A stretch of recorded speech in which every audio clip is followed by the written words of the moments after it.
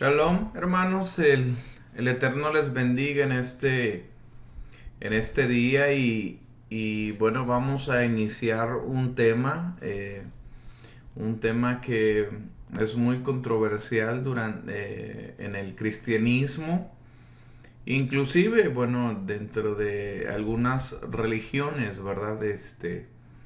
Aprendiendo y bueno, y sabiendo que Yahweh no es religión, que Yeshua no es religión, sino es una forma de vida, es la manera que Él nos pide cómo nosotros tenemos que caminar. Pero bueno, el día de hoy vamos a ver qué fue clavado en la cruz, qué es lo que Yeshua, nuestro Salvador, nuestro Mesías, nuestro Mesías, qué es lo que llevó en la cruz. Porque hoy en día, bueno, muchos malinterpretamos las escrituras y ¿por qué? Por falta de conocimiento. Esa es la verdad. Aclaro, no estoy diciendo que yo o que cualquiera de nosotros tengamos más conocimiento que todos, que algunos, pero rogamos en el Padre que Él nos pueda ayudar a conocer día con día más su palabra. Recuerda esa escritura, clama a mí, yo te responderé y te enseñaré cosas grandes y ocultas que tú no conoces. Entonces, el Padre está dispuesto a revelarnos su palabra cuando nos humillamos delante de Él, cuando nosotros verdaderamente estamos con un corazón dispuesto a rendirnos, a glorificarlo y a exaltarlo por completo a Él, no a nosotros, no nuestra gloria, sino su gloria. Y recordando, ¿verdad?, que nosotros no somos nada sin Él. Entonces, esas palabras de Yeshua en Juan 15, ¿verdad? Porque apartados de mí, nada podemos hacer.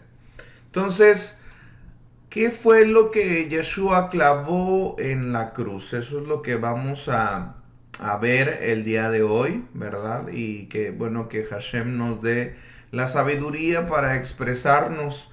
Y fíjense, quiero compartir antes de iniciar una escritura con ustedes que viene precisamente en Colosenses capítulo 4. Colosenses capítulo 4, versículo 2, 3 y 4. Es una palabra que Pablo les habla precisamente a los colosenses y les dice: perseverar en la oración, velando en ella con acción de gracias, orando también al mismo tiempo por nosotros, para que el Señor nos abra puertas para la palabra, a fin de dar a conocer el misterio de Cristo, por el cual también estoy preso, para que lo manifieste como debo hablar. Entonces, Pablo está rogando que ellos estén orando continuamente para que el Padre pueda abrir las puertas necesarias para que su palabra pueda llegar a más personas y que nos dé la sabiduría a nosotros de cómo hablar, de cómo expresar su palabra, cómo hacerla entender, pues más bien lo más preciso, lo más entendible. Entonces, yo ruego en este tiempo que el Ruach de Yahweh me pueda dirigir para que todos nosotros podamos entender a la perfección su palabra y que sea su palabra quien nos hable. Recuerda, hermano, no me crea a mí, créale lo que dice la palabra, crea lo que la escritura le está hablando y corrobórelo, corrobore todo lo que yo le estoy diciendo con su escritura. Y todo aquello que no venga en la escritura, toda aquella enseñanza que va en contra de lo que dice la escritura, entonces es de desecharse, aunque haga llover milagros, ¿sí? Entonces vamos a ver qué fue clavado en la cruz. Que el Padre nos acompañe en este tiempo a través de su ruach. Colosenses capítulo 2, y quiero hablar porque estos versículos son difíciles de explicar, ¿verdad? En sí, estos versículos son algo malinterpretados porque muchos utilizan estos dos versículos para decir que Yeshua abolió la ley o la quitó o fue lo que clavó esa carga tan difícil de llevar. Pero vamos a ver si esto es cierto. Si Yeshua verdaderamente clavó la Torá y la quitó de en medio para que nosotros podamos ser libres de la Torá, entonces acaso vamos a ver si acaso Pablo pues también nos expresa este mismo sentir, estas mismas palabras que muchos lo hablan de esta manera y dicen es que Pablo ya nos dice que ya eso ya no hay que hacerlo, ¿verdad? Que la Torá ya pasó y que ahora vivimos bajo la gracia. Entonces, ¿qué fue clavado en la cruz? Colosenses capítulo 2, versículo 13 al 14 dice, y a vosotros estando muertos en pecados y en la incircuncisión de vuestra carne, os dio vida juntamente con él. Perdonaos todos los pecados, anulando el acta de los decretos que había contra nosotros, que nos era contraria, y quitándola de en medio y clavándola en la cruz. Vamos a estudiar estos versículos, vamos a estudiar este capítulo de qué es lo que nos está hablando el apóstol Pablo. Y recordemos, dice, y vosotros estando muertos en pecados. Nosotros no conocíamos a Elohim, no conocíamos a Yahweh, tampoco conocíamos a Yeshua, por lo consiguiente estábamos en contra de sus mandamientos, en contra de él, estábamos muertos en pecados, dice, y lo que es el pecado es la infracción de la Torá, ¿sí? Entonces vamos a ver qué piensa Pablo qué es lo que Pablo nos enseña a través de sus escrituras, porque muchos acreditan de que Pablo estaba enseñando que ya no hay que guardar Torá, que ya no hay que guardar Shabbat, que ya no hay que guardar días de reposos o fiestas, ni tampoco las comidas instituidas por Yahweh en Levítico capítulo 11. Entonces vamos a ver quién es Pablo. ¿Pablo estaba en contra de la Torá? Vamos a ver si esto es cierto.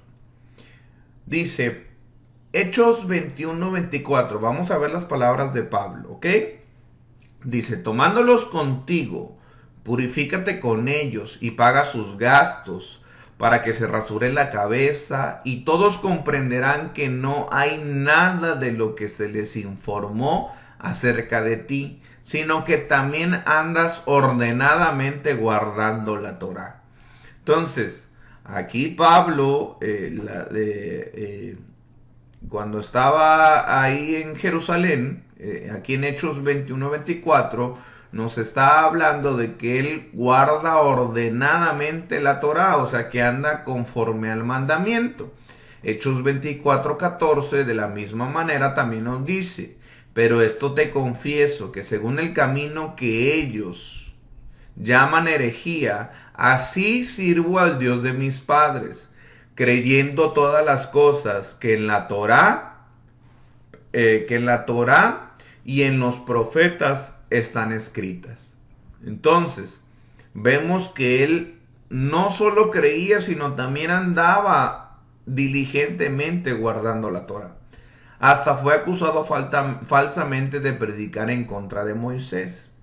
Pero se les ha informado en cuanto a ti, que enseñas a todos los judíos que estén entre los gentiles, apostatar de Moisés, alejarse de la Torá de Moisés, diciéndoles que no circunciden a sus hijos, ni observen las costumbres.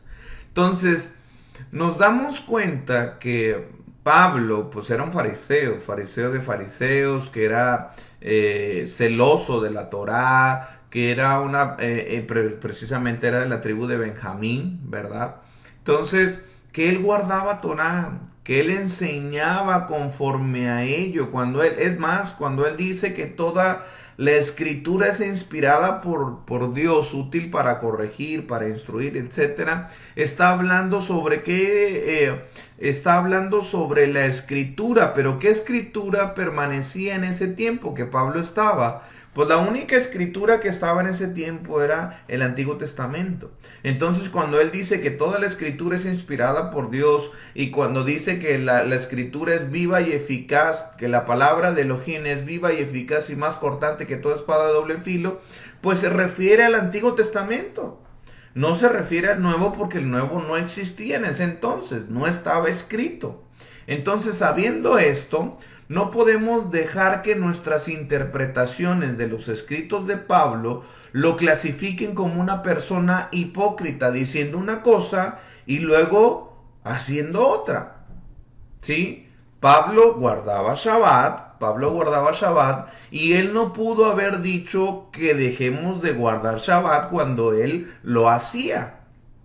¿Sí? No le puede decir, por ejemplo, un alcohólico, no le puede decir a una persona, oye, no tomes cuando él está tomando, pues qué ejemplo va a dar. Entonces Pablo siendo un apóstol, ¿verdad? El apóstol de Yeshua, pues él decía, hey hermanos, hay que guardar pues también Shabbat, ¿sí? Hay que guardar las fiestas. Inclusive en Corintios dice, festejemos las fiestas. No con la vieja levadura, ahora con una nueva, ahora en Yeshua, que Él es el Cordero de nosotros. Entonces, Pablo fue un fariseo, y aunque los fariseos estaban también empapados en sus tradiciones, ellos también estudiaban las escrituras. Y Pablo igualmente estudió la escritura. Las cartas de Pablo son profundas y a veces complicadas, ¿sí?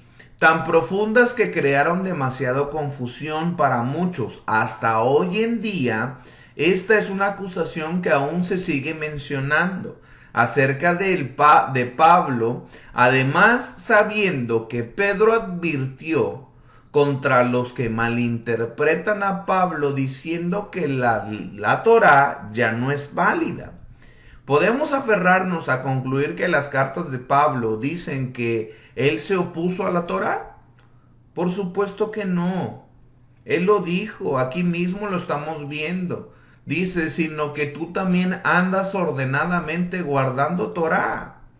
¿Podría ser posible que este versículo en Colosenses haga referencia a algo de la Torá? Por supuesto que sí. Nosotros vamos a escudriñar, perdón, vamos a escudriñar en este tiempo de qué está hablando este versículo. Pablo, ¿de qué está haciendo referencia? Porque recordemos que Eclesiastés 1:9, se los quiero leer para que nosotros podamos entender.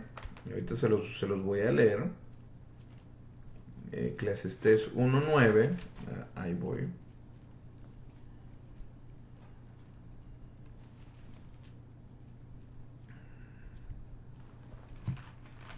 Dice la escritura, dice, ¿qué es lo que fue? Lo mismo que será. ¿Qué es lo que ha sido hecho? Lo mismo que se hará. Y nada nuevo debajo del sol. Entonces, lo que nos está diciendo la escritura es que no hay nada nuevo debajo del sol. Que todo lo que sucedió va a volver a suceder. ¿Qué quiere decir? Que el Padre nos está hablando desde hace, si usted quiere saber alguna profecía, váyase al Antiguo Testamento. Y el Nuevo Testamento está corroborando lo que dice el Antiguo, ¿sí? Entonces, por eso Pablo estaba hablando de esta manera y él está corroborando lo que ya tenía que haber sucedido o lo dicho en el Antiguo Testamento. Entonces, Yeshua tenía que morir para volver a casarse con las ovejas perdidas de la casa de Israel, ya que Dios se divorció de ellas y era para que Yahweh pudiera casarse de nuevo y reunir su novia, las 12 tribus, ya que un reino dividido contra sí mismo no puede permanecer, ¿sí? Por eso el apóstol Pablo en Hechos, en el libro de Hechos, capítulo 26, versículo 7, esto no lo tengo en la diapositiva, pero usted puede pausar el video y puede observar el versículo. Lo repito, Hechos capítulo 26, versículo 7 dice, promesas cuyo cumplimiento esperan que han de alcanzar nuestras 12 tribus, sirviendo constantemente a Dios de día y de noche. Por esta esperanza, oh rey Agripa, soy acusado por los judíos. Entonces, las 12 tribus tienen que ser restauradas, ¿sí? Estas 12 tribus es el pueblo de Israel completo. Voy a proseguir. Vamos a ver, Juan capítulo 19, versículo 28 al 29. Nos dice, después de esto, sabiendo Yeshua que ya todo estaba consumado, dijo, para que la escritura se cumpliese, tengo sed. Y estaba allí una vasija de vinagre, llena de vinagre. Entonces ellos empaparon en vinagre una esponja y poniéndola en un hisopo, se le acercaron a la boca. Ahora te pregunto, ¿qué escritura se estaba cumpliendo aquí? Por eso Yeshua estaba diciendo, tengo sed, para que la escritura se cumpliera. Ahorita vamos a ver qué escritura se cumple en este aspecto, ¿sí? Juan 19, versículo 24. Entonces dijeron entre sí, no la apartamos, sino echemos suerte sobre ellas, a ver de quién será. Esto fue para que se cumpliese la escritura que dice, repartieron entre sí mis vestidos y sobre mi ropa echaron suertes. Y así lo hicieron los soldados. Vemos otro versículo que dice para que se cumpliese la escritura, ¿sí? Primero vimos que en un punto dice, tengo sed, para que se cumpla la escritura. Y aquí, sino que las vestiduras no las partamos, sino que echemos suerte sobre ellas. Y esto fue para que se cumpliese la escritura. Entonces, ¿por qué Yahweh a través de sus profetas dijo tal cosa? Veamos de nuevo una parte que nos dará una clave. No la apartamos, más bien echemos suertes. Entonces, vamos a ver que la Torá de Moisés, bueno, más bien de Yahweh, ¿verdad? Es de Yahweh, porque Yahweh estaba hablando, y si usted lo puede escudriñar, usted se va a dar cuenta que en la Torá continuamente dice, y Yahweh habló a Moisés. Y Yahweh le habló a Moisés que le dijera al pueblo. Y Yahweh, y así usted lo va a ver continuamente. Entonces, la Torá instruye que un sacerdote no debe de arrancar o romper sus vestiduras. Y eso lo vamos a ver en Levítico capítulo 21, versículo 10. Dice, y el sumo sacerdote entre sus hermanos, sobre cuya cabeza fue derramado el aceite de la unción, y que fue consagrado para llevar las vestiduras, no descubrirá su cabeza, ni rasgará sus vestidos. Entonces, sabemos que Yeshua es nuestro sumo sacerdote. Sabemos que él fue ungido. Sabemos que cuando Juan el Bautista lo sumergió, ¿sí?, a Yeshua, y el Ruach HaKodesh descendió sobre él, se convirtió en el sumo sacerdote. Primeramente porque Juan el Bautista era un levita, ¿sí? El papá de Juan el Bautista era un sacerdote. Entonces él tenía la autoridad para hacerlo. El propósito de esto era para que toda justicia fuera cumplida. Entonces, con mayor razón tiene sentido que las vestiduras de un sacerdote no se deben de rasgar. Recordemos, cuando llevaron a Yeshua frente a Caifás, el sumo sacerdote en aquel tiempo, ustedes han de recordar que Caifás rasgó sus vestiduras.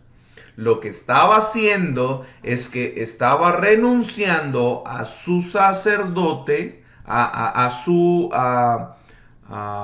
¿cómo lo puedo explicar? Estaba renunciando a su cargo sacerdotal, porque ahora tenemos un nuevo sumo sacerdote, que es Yeshua HaMashiach, ¿sí? Entonces, ¿qué escritura era necesaria cumplir cuando Yeshua tenía la necesidad de beber algo. Número 5, del 11 al 29. Ahorita lo vamos a ver. ¿Recuerdas lo que le dieron los soldados a beber? Ellos les dieron vinagre, ¿verdad? Por así decirlo, algo amargo. Entonces vamos a escudriñar estas partes para poder conocer lo que viene en la escritura. ¿Ok? Número 5, vamos a darle lectura, número 5, del 11 al 29. Dice, Yahweh habló con Moisés y le dijo, habla a los hijos de Israel y diles que si la mujer, de alguien se descarría y le es infiel, y alguien cohabita secretamente con ella, pero su marido no se da cuenta, y ella no es sorprendida en el acto, ni hay testigos contra ella, entonces, si al marido le sobreviene un ataque de celos contra su mujer por haberse ella mancillado, o el ataque de celos le sobreviene aunque su mujer no se haya mancillado, este llevará a su mujer ante el sacerdote, junto con una ofrenda que ella presentará, más 2 litros de harina de cebada. No debe derramar aceite sobre ella, ni tampoco ponerle incienso encima, porque se trata de una ofrenda de celos. Es una ofrenda memorial para tener presente el pecado. Le recuerdo que usted puede ir leyendo conmigo números para poder entender mejor. Dice, versículo 16, el sacerdote hará entonces que ella se acerque y se presente ante mí. Luego el sacerdote pondrá agua santa en un vaso de barro, tomará un poco de polvo que haya en el suelo del tabernáculo y lo echará en el agua. Hará entonces que la mujer se ponga de pie delante de mí, le descubrirá la cabeza y pondrá sobre las manos de ella la ofrenda memorial, es decir, la ofrenda por los celos. Mientras él sostiene en la mano las aguas amargas que acarrean maldición, a continuación el sacerdote la conjurará y le dirá, si ninguno ha dormido contigo, si no te has descarriado de tu marido ni te has mancillado, quedarás libre de estas aguas amargas que acarrean maldición. Pero si te has descarriado de tu marido y te has amancillado, y alguien que no es tu marido ha cohabitado contigo, versículo 21, aquí el sacerdote conjurará a la mujer bajo juramento de maldición y le dirá que Yahweh te haga objeto de maldición y execración en medio de tu pueblo. Que Yahweh haga que el muslo se te caiga y que el vientre se te hinche. Que estas aguas que acarreen maldición penetren en tus entrañas y hagan que el vientre se te hinche y que el muslo se te caiga, y la mujer deberá responder, amén, amén. Entonces el sacerdote escribirá estas maldiciones en un libro y las borrará con las aguas amargas. Luego hará que la mujer beba las aguas amargas que acarrean maldición, y esas aguas penetrarán en ella y la amargarán. Después el sacerdote recibirá de manos de la mujer la ofrenda por los celos, la mecerá delante de mí y la ofrecerá ante el altar.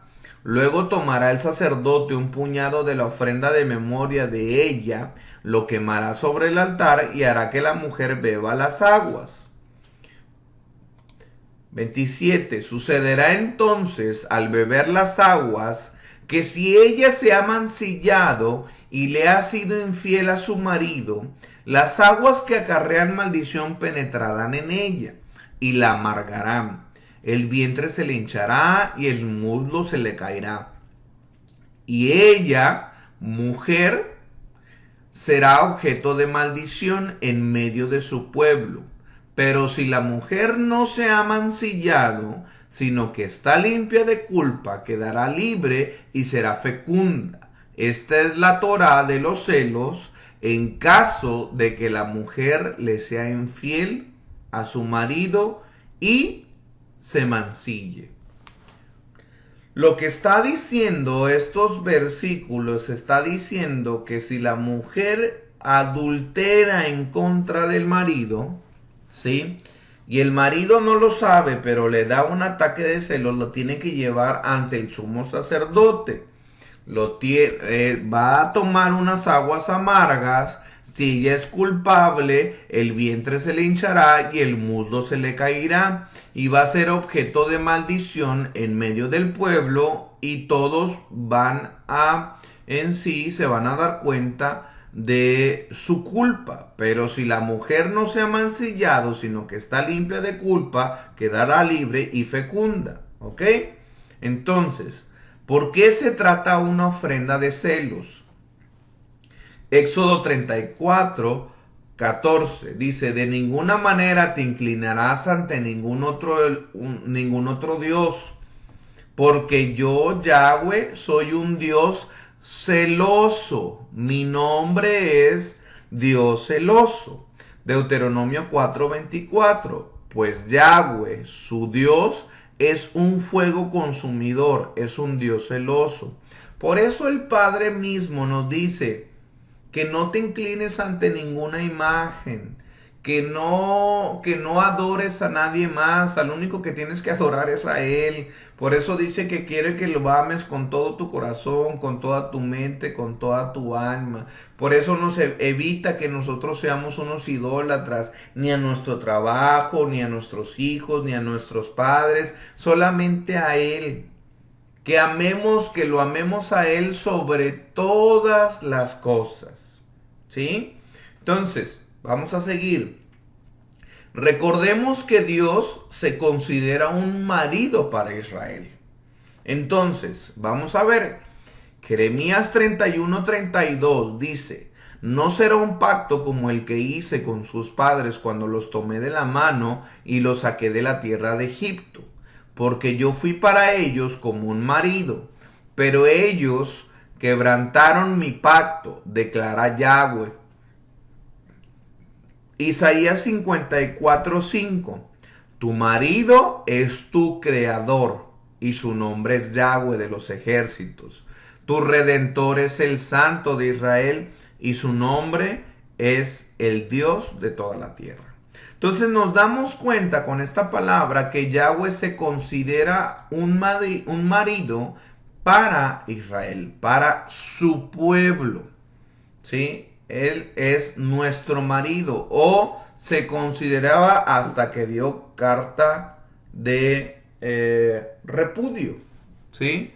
Hasta que dio carta de repudio. Entonces, el pergamino, más bien mencionado en Números 5:23, o sea, lo que se escribe, contiene el libro de ordenanzas. Estas eran las ordenanzas que estaban contra Israel, o sea, la mujer, recordemos que el sumo sacerdote anotaba esa maldición, y estas maldiciones son las cosas que estaban contra Israel por todo el adulterio que estaba cometiendo Israel.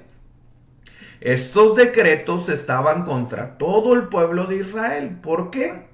Porque la rebelde Judá y la rebelde Israel fornicó. Ellos estaban bajo la autoridad del esposo, que es Yahweh. ¿Sí? Igual que Israel, hicieron lo que es abominable ante los ojos de Yahweh. Cometieron fornicación en secreto y detrás de su espalda. Y a pesar de que Yahweh no estaba mirando, por así decirlo, ellos hicieron abominación. Entonces Yahweh se llenó de celos y ahora echa un vistazo a las abominaciones que cometieron mientras que Israel estaba bajo la autoridad de Yahweh. ¿Qué quiere decir? Que Israel pecó, ¿sí? Y por así decirlo, a Yahweh lo llenó de celos. ¿Por qué? Por todo lo que hizo Israel. Y ahorita lo vamos a ver, fíjense. Abominaciones de Israel mientras que tenía a su marido. Ezequiel 8 del 1 al 16. En el sexto año, en el mes sexto, a los 5 días del mes, aconteció que estaba yo sentado en casa de los ancianos de Judá. De Judá estaban sentados, y los ancianos de Judá estaban sentados delante de mí. Y allí se posó sobre mí la mano de Yahweh, el Señor. Y miré, y he aquí una figura que parecía de hombre, desde sus lomos para abajo fuego, y de sus lomos para arriba parecía resplandor el espectro de bronce refulgente. Y aquella figura extendió la mano y me tomó por las guejadas de mi cabeza, y el Ruach me alzó entre los cielos y la tierra, y me llevó en visión de Dios a Jerusalén, a la entrada de la puerta de adentro que mira hacia el norte, donde estaba la habitación de la imagen del celo, la que provoca a celos. Entonces, esto es en conexión a la Torá del marido de celos. Lo que estaba haciendo Yahweh, lo que le estaba enseñando Yahweh a Ezequiel era esta ley de celos, ¿sí? ¿Quién tiene el acta de los decretos contra Israel? Si Yeshua no hubiera bebido de la copa que acarrea maldición, todo Israel habría sido maldecido por siempre. Fíjense, ahí vamos. Esta era el acta de los decretos que fue quitada del libro y derramada dentro de la taza. Recordemos que la mujer tenía que beber de un vaso, de una taza, clavándola en el madero a través de Yeshua. A esto es lo que se refiere Pablo en su carta a Colosenses. No se refiere a la Torá, ¿sí? Mateo 26:39. Unos pasos más adelante se inclinó sobre su rostro y comenzó a orar y decía: Padre mío, si es posible, haz que pase de mí esta copa, pero que no se haga como yo lo quiero, sino como lo quieres tú. De acuerdo al acta de los decretos, Yeshua tuvo que beber la copa por la mujer acusada de adulterio, hermanos. Esto fue el propósito de beber el agua amarga. Es por eso que dijo: tengo sed. Esto era lo que se tenía que cumplir. Él tenía que beber el agua amarga, la copa, por la mujer. Él tomó el lugar de la mujer. Colosenses capítulo 2:14. Él anuló el acta de los decretos que había contra nosotros, que nos era contraria, y la quitó de en medio clavándola en un madero. ¿Qué acta de los decretos? Lo que el sumo sacerdote tuvo que escribir, porque la mujer era maldita literalmente por haber fallado, ¿sí? Esa acta de los decretos la clavó Yeshua en el madero. No clavó la Torá, hermanos, no clavó la ley, clavó, esto fue lo que clavó, ¿sí? Así que aquí vemos que Yeshua no solo murió para que pudiera unirse otra vez, casarse de nuevo con las ovejas perdidas de la casa de Israel, sino que también tomó el lugar del juicio por ella, clavando su sentencia en el madero. Él hizo dos obras para dos reinos en sí mismo. Él cumplió la ley de número 5, la ley de los celos, y por otra parte cumplió la ley para librar la mujer divorciada en Deuteronomio 24, para que el reino del norte pudiera regresar a Yahweh, ya que Yeshua murió y resucitó entre los muertos. Entonces, Yeshua tenía que beber el agua, beber de la copa, la copa que contenía el agua amarga que iba a ser dada a la esposa acusada de adulterio, o sea, a Israel, o sea, hacia nosotros, por haber fornicado, él sabía cuál sería el resultado de beber esta copa. Es por eso que en su oración a Dios, a Yahweh, le pide que se quite esa copa. Por eso nosotros debemos considerar nuestros caminos, para que al momento de la tribulación no nos encontremos en adulterio, un adulterio espiritual con el mundo, ya que todos los que nos encontremos en tal estado vamos a ser destruidos, hermanos. Oye, es que Yeshua ya pagó por nosotros. Efectivamente, ya pagó por nosotros. Pero no se olvide, hermano, que usted tiene que ser obediente y darle todo su corazón a Él. ¿Sí? Recordemos que Él le pide obediencia. Y fíjense, Apocalipsis 8:11. El nombre de las estrellas es ajenjo. La tercera parte de las aguas se convirtió en ajenjo y muchos hombres murieron a causa de esas aguas porque se volvieron amargas.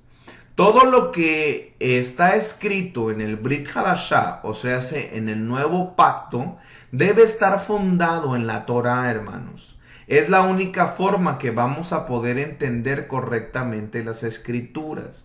Nadie va a poder entender el final del libro si no entiende primero el principio.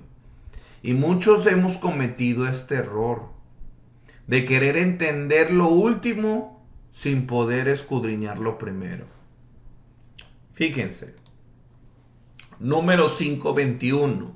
Que Yahweh te haga objeto de maldición y execración en medio de tu pueblo, y haga Yahweh que tu muslo caiga y que tu vientre se hinche. Que Yahweh te haga objeto de maldición y execración en medio de tu pueblo. Ahora consideremos esto, hermanos. Mateo 27:39.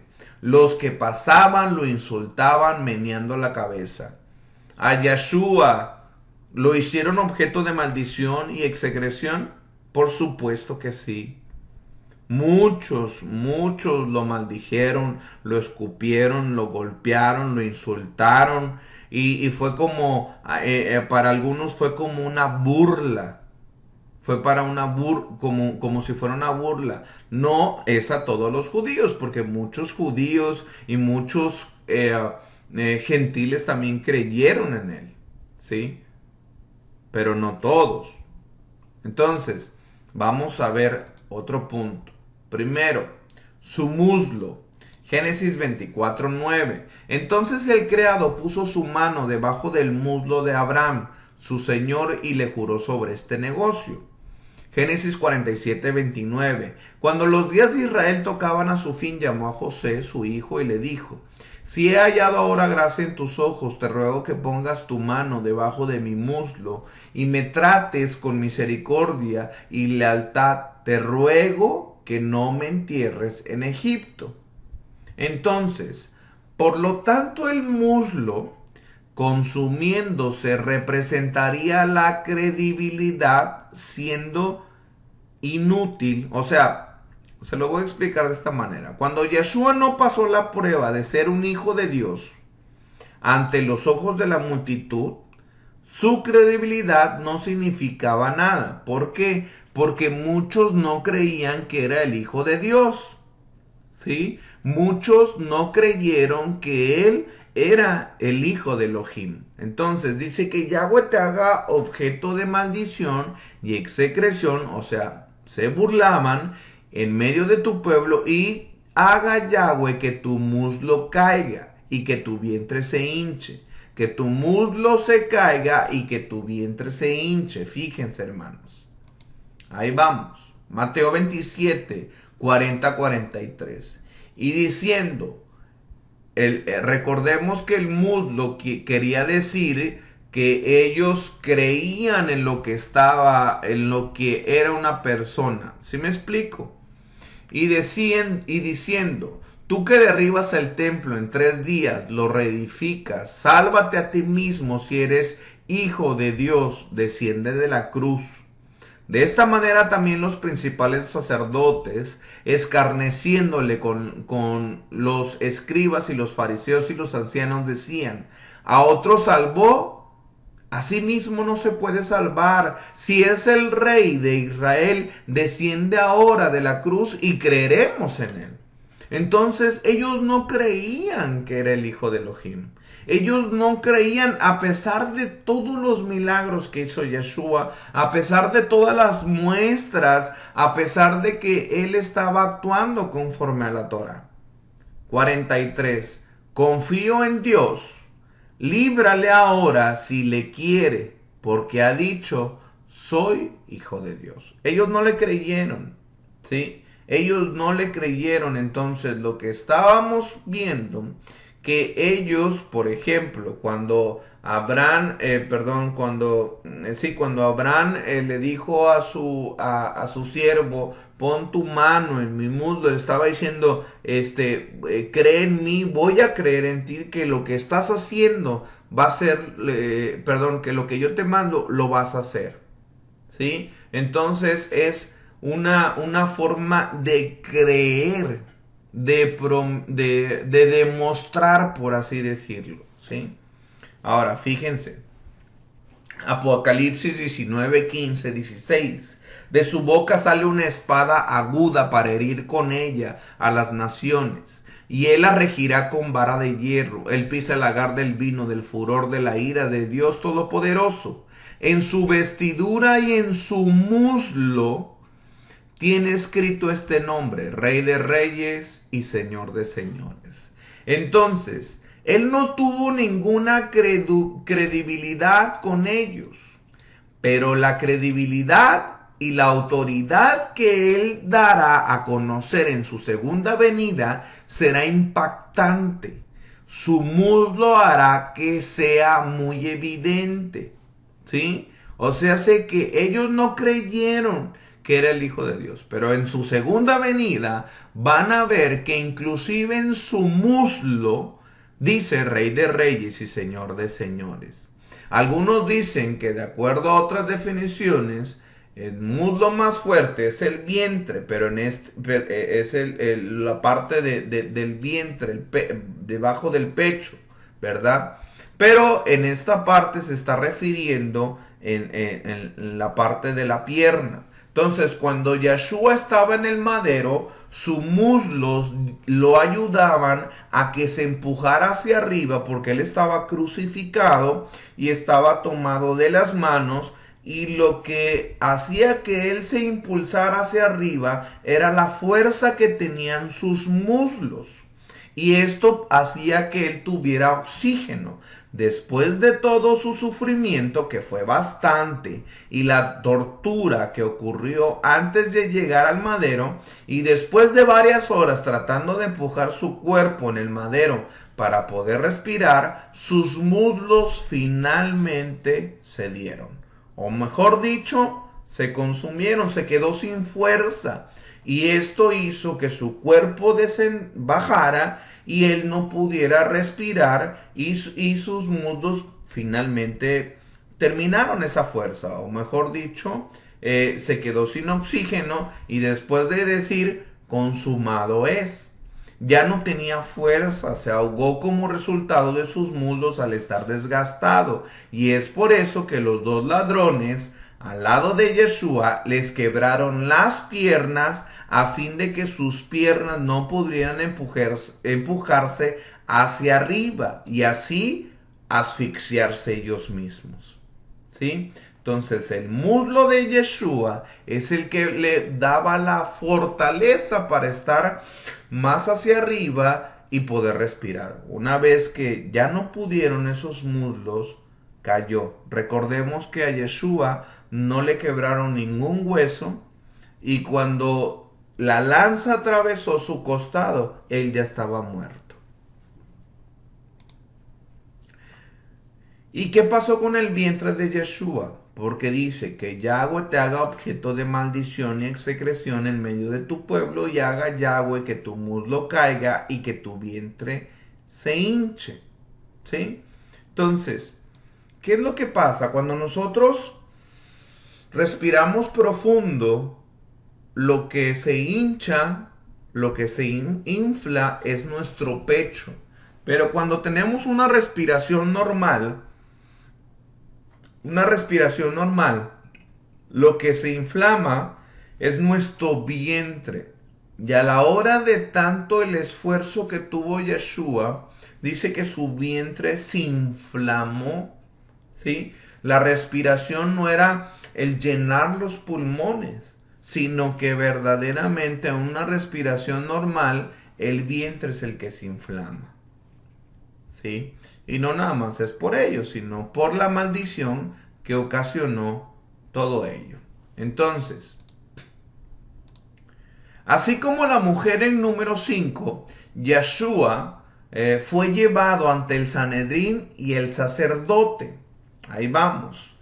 Lo interesante es que no hubo ningún testigo contra Yeshua como evidencia para Pilato. Por lo tanto, Pilato no encontró ninguna falta en Yeshua, tal como lo declaró en Lucas 23:4. Pilato dijo entonces a los principales sacerdotes y a la gente: yo no encuentro delito alguno en este hombre. Entonces, como no había testigos contra Yeshua, era necesario que Yeshua bebiera la copa. ¿Sí? Yeshua no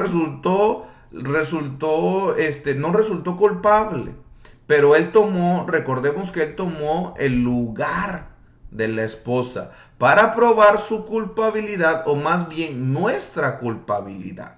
Él tomó el lugar que a nosotros nos corresponde. Él llevó las cargas, lo que dice Isaías 53, hermanos.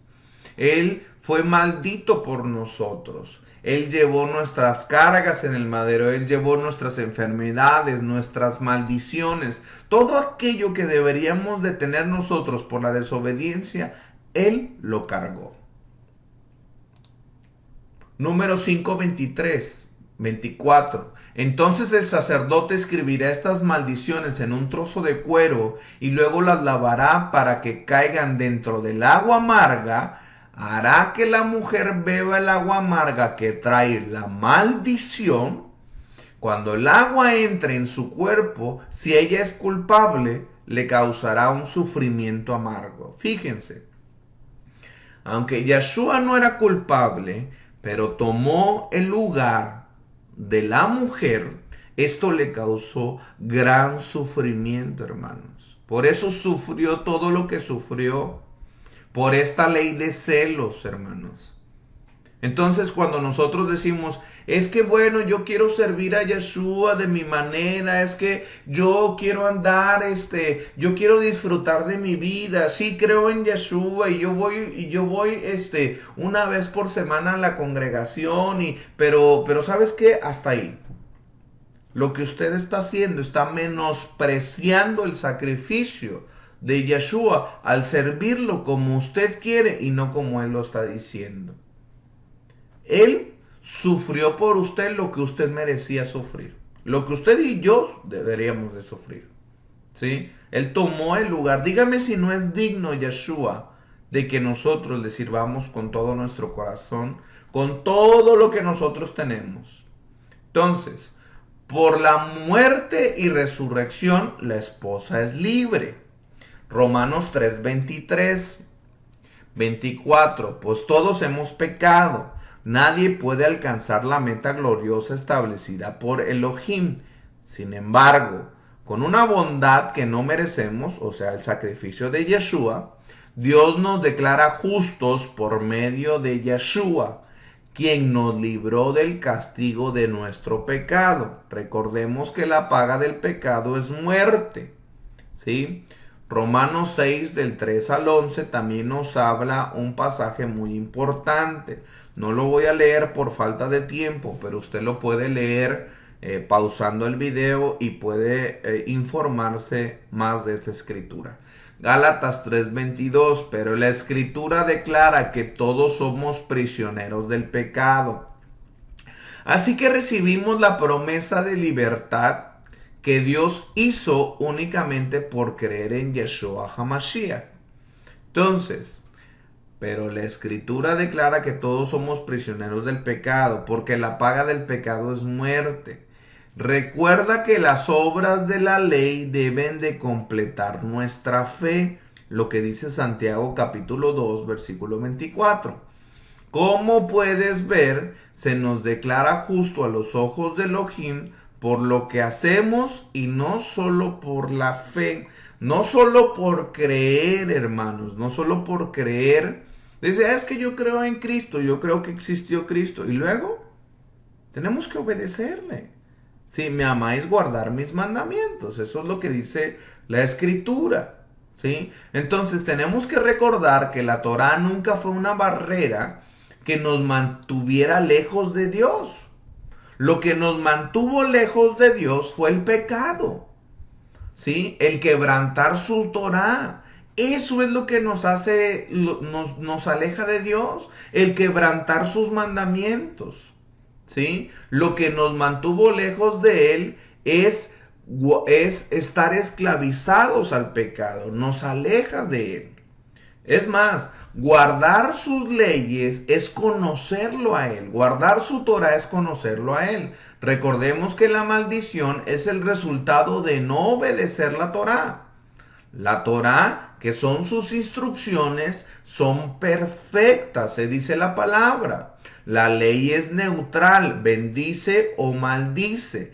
Todo depende en tu obediencia o tu desobediencia. Lo que habla Deuteronomio capítulo 28. Si escuchares atentamente la voz de Yahweh para poner por obra todo lo que yo te prescribo hoy, todas estas bendiciones te van a alcanzar. Pero si no obedeces, entonces también tengo maldiciones que te van a alcanzar. Entonces, por lo tanto, nuestra obediencia produce bendición y nuestra desobediencia produce maldición. Sin embargo, Yeshua quitó todas las barreras que nos impedía regresar a nuestro primer marido. Y esto lo hizo a través de Yeshua, el Redentor de Israel, el Mesías de Israel. Nosotros somos parte de ese pueblo. Fíjense. Jeremías 31:33. Pero este es el nuevo pacto que haré con el pueblo de Israel en ese día. Dice Yahweh, pondré mis instrucciones, o sea, su ley, su Torah, en lo más profundo de ellos y las escribiré en su corazón. Yo seré su Elohim y ellos serán mi pueblo. Ezequiel 36:26. Les daré un corazón nuevo y pondré un espíritu nuevo dentro de ustedes. Les quitaré ese terco corazón de piedra y les daré un corazón tierno y receptivo. Pondré mi espíritu en ustedes para que sigan mis decretos y se aseguren de obedecer mis ordenanzas. Entonces, hermano, no podemos decir que es que yo ya no tengo que guardar Torah porque yo ya vivo bajo la ley, bajo la gracia y no bajo la ley. Eso es una mala interpretación de las palabras de Pablo. Si usted dice que ya no tiene que guardar mandamientos, entonces su corazón todavía es terco. Y su corazón todavía es de piedra. Y no ha tenido un corazón lleno de obediencia y de amor al Padre. Porque aquí dice, y les daré un corazón tierno y receptivo. Y pondré mi espíritu en ustedes para que sigan mis decretos y se aseguren de obedecer mis ordenanzas. Entonces, el punto es número 5, capítulo 31. Nos dice, el marido será inocente de toda culpa. En este caso, pero su esposa será responsable por su propio pecado. Ahí vamos. Su esposa será responsable por su propio pecado. Ella iba a tener que soportar la vergüenza, o sea, nosotros íbamos a tener que soportar la vergüenza de nuestro pecado ante la gente. Sin embargo, Yeshua, el novio, tomó esa vergüenza en el madero en lugar de nosotros, en lugar de Israel. ¿Sí? Hebreos 12:2 dice eso, que él no menospreció, sino que fue al madero, ¿verdad? Y se sentó también a la diestra del Padre. Entonces, lo hizo por amor a nosotros. Primera de Pedro 2:6 también nos habla de ello. Entonces, esto es lo que Él clavó en la cruz. ¿Será que hemos descubierto la razón por la cual Yeshua se inclinó a escribir en la tierra cuando le fue llevado a la mujer adúltera? Número 5 dice, tomará un poco de polvo que haya en el suelo del tabernáculo. Entonces, recordemos un punto, hermanos. Todas las palabras y acciones de Yeshua estaban siempre y siempre estarán fundadas en la Torá. Incluso Yeshua luego le dice a la mujer, yo no te condeno tampoco, ve y ya no peques más. Entonces, al creer en el Mesías, Yeshua, la vergüenza y deshonra es removida, es quitada. De hecho, esto nos ayuda a entender la importancia de la mujer que es acusada por cometer adulterio. Recuerda que no hubo ningún testigo contra ella, dado que los maestros de la ley estaban probando a Yeshua. ¿Sí? La ley de Moisés, o sea, la Torá, requiere que las dos personas, o sea, el hombre y la mujer, fueran llevados ante el sacerdote porque los dos adulteraron. ¿Sí? Los dos cometieron adulterio. Deberían de estar presentes para recibir juicio. Pero aquí en este caso, los maestros de la Torá, o sea, los rabinos y los fariseos y todos ellos, los maestros no estaban haciendo lo que Moisés les mandó hacer. Entonces, ¿por qué? Porque solo la llevaron a ella, pero al otro no, pero al hombre no. Entonces, ella fue llevada delante de los pies de Yeshua, tal como se encuentra en la ley del celo, de los celos, cuando la mujer fue traída delante del sumo sacerdote.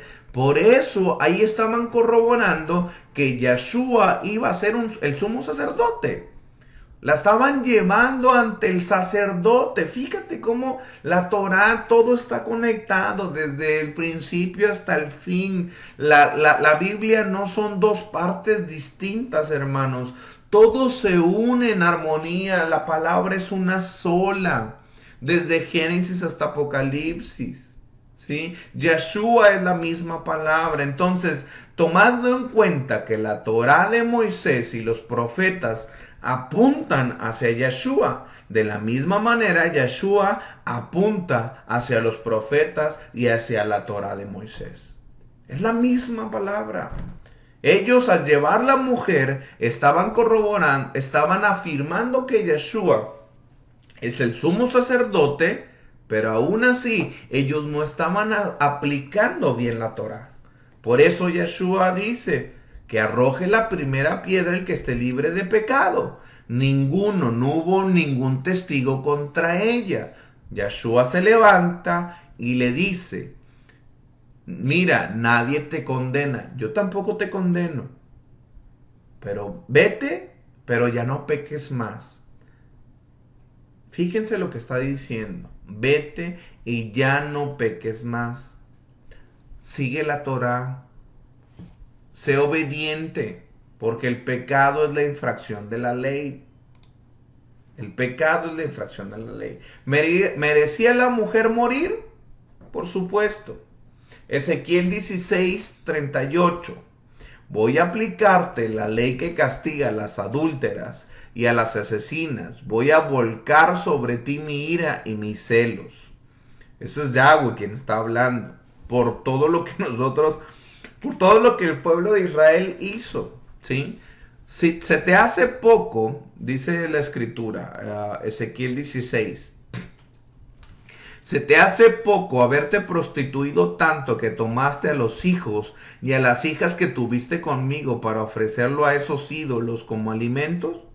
Sacrificaste a mis hijos, los entregaste a esos ídolos para que el fuego los consumiera. Esto lo seguimos viendo hoy, hermanos. La gente que desconoce y que dice yo creo en Dios, pero desconoce las escrituras. Les está entregando a sus hijos, a la Virgencita, a San Charbel, a San Juditas, a todos ellos que verdaderamente son ídolos y se los entregan y es más, hasta los visten para que puedan ser como ellos. Esto es idolatría y el Padre se pone celoso y se enfurece. Ezequiel 16, 62 al 63. Mi pacto lo confirmaré contigo. Así sabrás que yo soy Yahweh cuando yo te perdone por todo lo que por todo lo que hiciste. Tú te acordarás y te avergonzarás y tal será tu vergüenza que nunca más volverás a abrir la boca. ¿Sí? Recuerde que Jeremías 3:1 dice que el Padre nos dio carta de repudio a nosotros por haberle fallado. Éramos la mujer adúltera. El esposo nos guardó, nos protegió, nos bendijo, nos limpiaba inclusive. Pero nosotros decidimos irnos en pos del pecado. Entonces, cuando nosotros vemos en Romanos capítulo 7, vemos que Yeshua murió por nosotros. Murió para pagar esa maldición. Murió por esa desobediencia. Entonces, en Efesios capítulo 2, del 11 al 29, si mal no recuerdo, nos dice que nosotros antes ya no éramos pueblo, que por habernos dado esa carta de repudio nosotros ya éramos aparte de Dios. Ya no éramos novia, ya no éramos esposa. Pero con la muerte de Yeshua ahora nosotros estamos hechos cercanos a la ciudadanía de Israel. Fíjense lo que dice Efesios 2:15. Aboliendo en su carne las enemistades, la Torá de los mandamientos expresados en ordenanzas, o sea, la maldición, dice, para crear en sí mismo de los dos uno solo y nuevo hombre, haciendo la paz y mediante el madero reconciliar con Dios a ambos en un solo cuerpo, o sea, al pueblo de Judá y a la casa de Judá y a la casa de Israel, matando en ellas las enemistades. ¿Sí? Ezequiel 23:32. Así ha dicho Yahweh el Señor: beberás el hondo y ancho cáliz de tu hermana, que es de gran capacidad. De ti se mofarán las naciones y te escarnecerán. Apocalipsis 12:10 dice: entonces oí una gran voz en el cielo que decía: ahora he venido la salvación, el poder y el reino de nuestro Dios, y la autoridad de su Mesías, de Cristo, porque ha sido lanzado fuera el acusador de nuestros hermanos, el que los acusaba delante de nuestro Dios día y noche. Y ellos le han vencido por medio de la sangre del Cordero y de la palabra del testimonio de ellos, y menospreciaron sus vidas hasta la muerte. Entonces, el que nos acusaba era Hasatán. Satanás nos acusaba, y ahora, ¿quién pagó esa acusación? Pues Yeshua. Yeshua pagó esa acusación, hermanos. Evidencia de que Yeshua es el Salvador de todo Israel. Juan 11, 47, 52. Entonces los principales sacerdotes y los fariseos reunieron el concilio y dijeron: ¿qué haremos? Porque este hombre hace muchas señales. Están hablando de Yeshua. Si le dejamos así, todos creerán en él, y vendrán los romanos y destruirán nuestro lugar santo y nuestra nación. Entonces Caifás, uno de ellos, sumo sacerdote, el que rompió sus vestiduras aquel año, les dijo: vosotros no sabéis nada. Les estaba diciendo: miren, ustedes no saben lo que está pasando. Ustedes no saben qué está aconteciendo. Ni pensáis que nos conviene que un hombre muera por el pueblo. Un hombre muera por la esposa y no que toda la esposa perezca. Esto no lo dijo por sí mismo, sino que como era el sumo sacerdote aquel año, profetizó que Yeshua había de morir por la nación, por Israel. Y no solamente por la nación, sino también para congregar en uno a los hijos de Dios que estaban dispersos. Esta es la casa de Israel. La casa, recordemos que la casa de Israel fue dividida en dos partes. ¿Sí? La casa de Israel fue llevada cautivo por los asirios en el 756 a.C., pero jamás regresaron. Y Judá fue llevado cautivo en el 580 y tantos, casi 600 antes de Cristo, por los babilónicos. Eso lo puede ver usted en Daniel, con el rey Nabucodonosor. Entonces ellos querían que muriera como un falso, ellos pensaban que iba a morir como un falso profeta ante los ojos de la gente, con el fin de unir al reino. Esto sin saber que la muerte de Yeshua uniría las dos casas como resultado, trayendo de nuevo los dos reinos como un solo reino en una misma casa. Lo que sucede con la parábola del hijo pródigo. El hijo pródigo dice que ya vivían los dos en esa misma casa, que es la casa de Israel y la casa de Judá, que vivían juntos en Israel. Pero la casa de Israel, que es el reino del norte, pidió su herencia y se fue al mundo. ¿Sí? Ellos empezaron su idolatría, pero ya no regresaron. Ellos ya no regresaron. Entonces el Padre dice, regresa. Entonces los que están regresando al Padre regresan a la obediencia de la Torah. Padre, dice, he pecado contra ti, contra el cielo. Te ruego que me hagas igual que uno de tus jornaleros. Empieza a ser obediente. Entonces eso es lo que nos está hablando la parábola del hijo pródigo. De las dos casas, del pueblo de la casa de Israel y la casa de Judá. Entonces solo a través de Yeshua nosotros podemos regresar. No hay otro camino. Filipenses 3:18 al 20. Porque por ahí andan muchos, de los cuales muchas veces, porque por ahí andan muchos, de los cuales muchas veces le dije, y llorando vuelvo a decirles, que son enemigos del madero del Mesías. Ellos solo piensan en lo terrenal. Su Dios es el vientre, fíjense, el vientre. Su orgullo es su vergüenza y su fin será la perdición. Pero nuestra ciudadanía está en los cielos, donde también esperamos al Salvador, al Maestro Yeshua HaMashiach.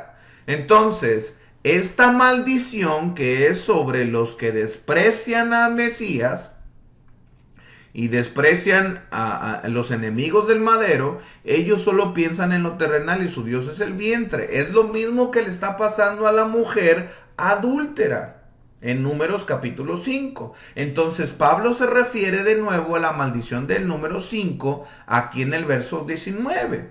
Por lo tanto, permanecen los enemigos del madero de Yeshua en sus caminos infieles como una ramera en su amor por el mundo, haciendo sus vientres hinchados, la causa de fornicación con los dioses ajenos que se prostituyen con el mundo, la misma razón por la cual Dios se divorció de su pueblo.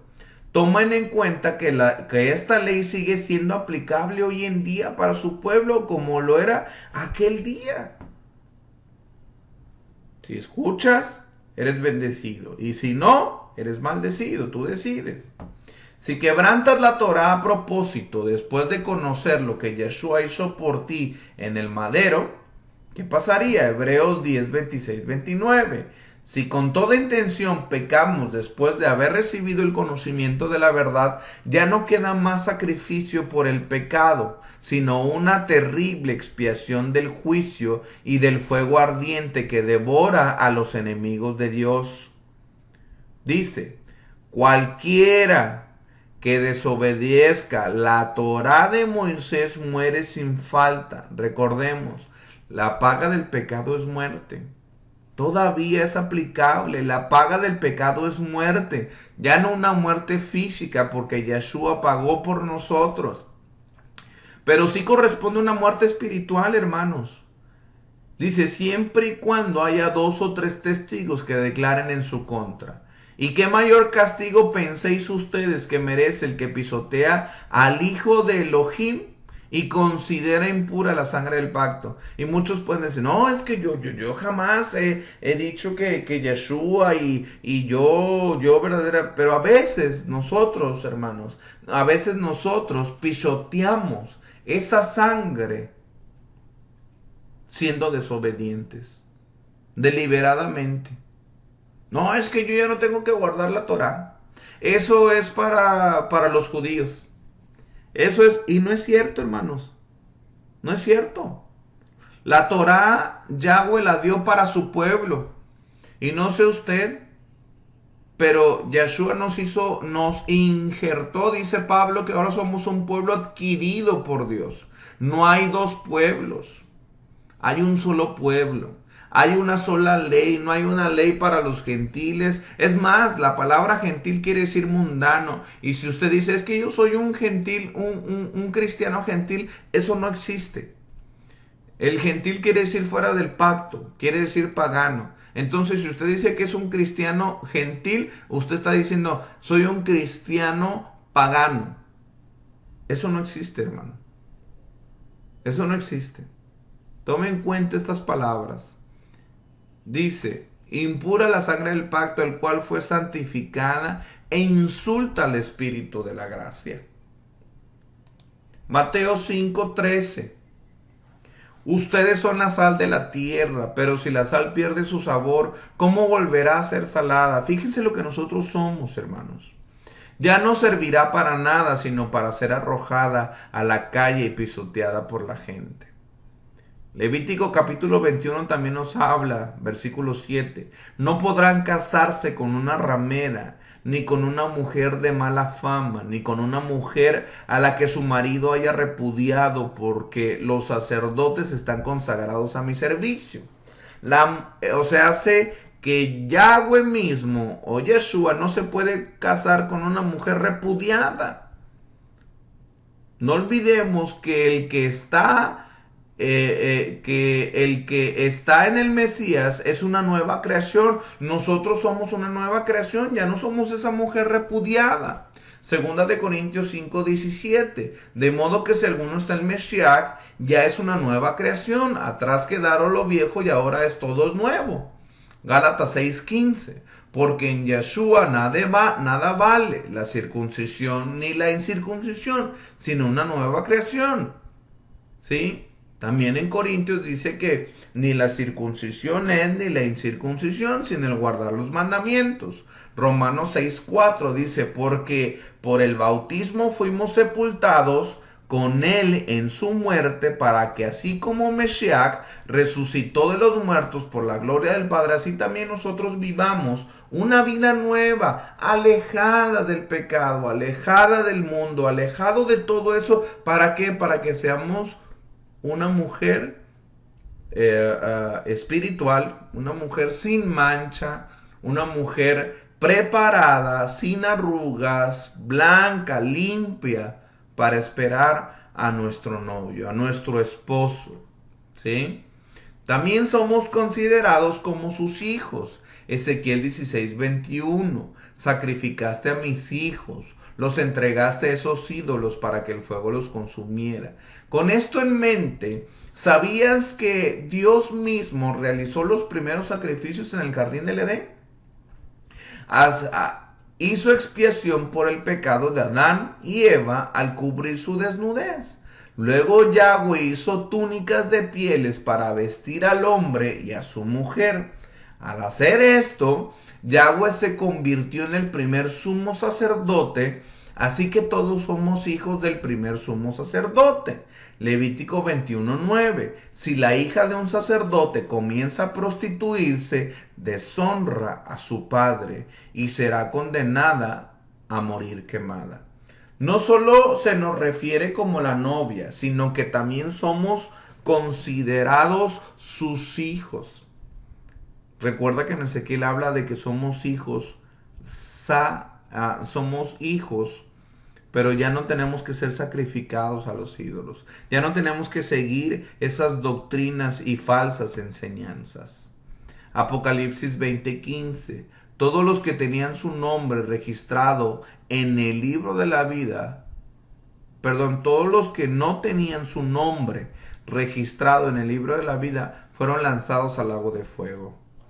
Toda la Torá debe de ser nuestra fundación, porque es lo que nos guía a conocer y entender todas las cosas, hermanos.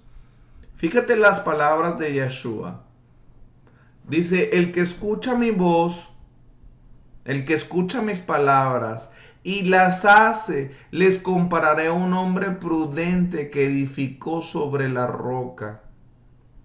El que escucha la Torá y las hace es un hombre prudente que edificó sobre la roca, que vinieron ríos, que vinieron aguas, que vinieron vientos, que vinieron lluvias, pero no cayó porque estaba edificado sobre la roca. Pero aquel que la escucha y dice, no, yo ya no tengo que hacerlo, yo ya no tengo que guardar fiestas, yo ya no tengo que guardar Shabbat, porque yo ahora guardo todos los días.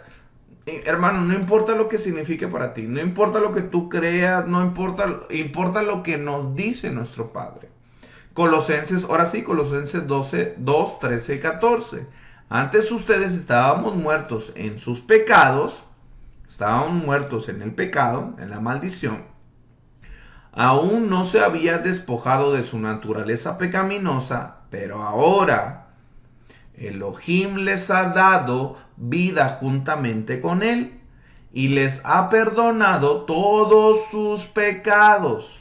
Ha anulado el acta de los decretos que había contra nosotros y que nos era adversa. La quitó de en medio clavándola en madero.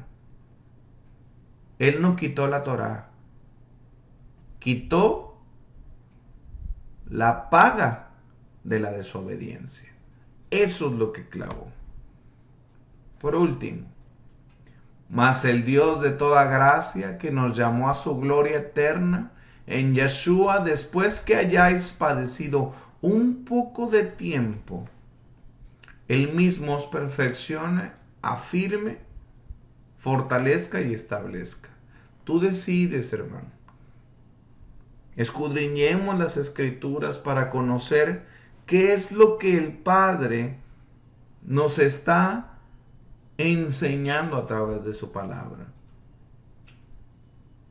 Recuerda el Salmo 1, bienaventurado el varón que no anduvo en consejo de malos. Y dice que medita en la ley de día y de noche. Y que si él lo hace esto, será como un árbol plantado junto a corrientes de agua viva. Entonces, y dice que da su junto a corrientes de agua, y dice que su hoja no cae y da su fruto a su tiempo.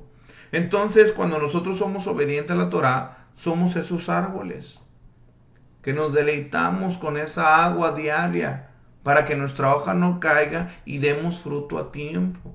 Usted decide. Si usted quita la Torá, entonces está quitando esa bendición. En la obediencia está la bendición. Espero que haya recibido y haya sido de bendición este video.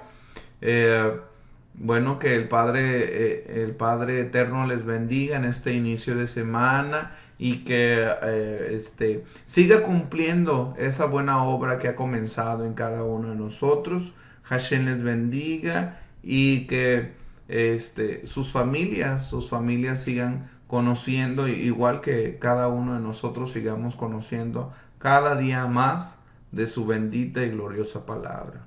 Shalom, shalom. Yahweh les bendiga en el nombre de Yeshua HaMashiach.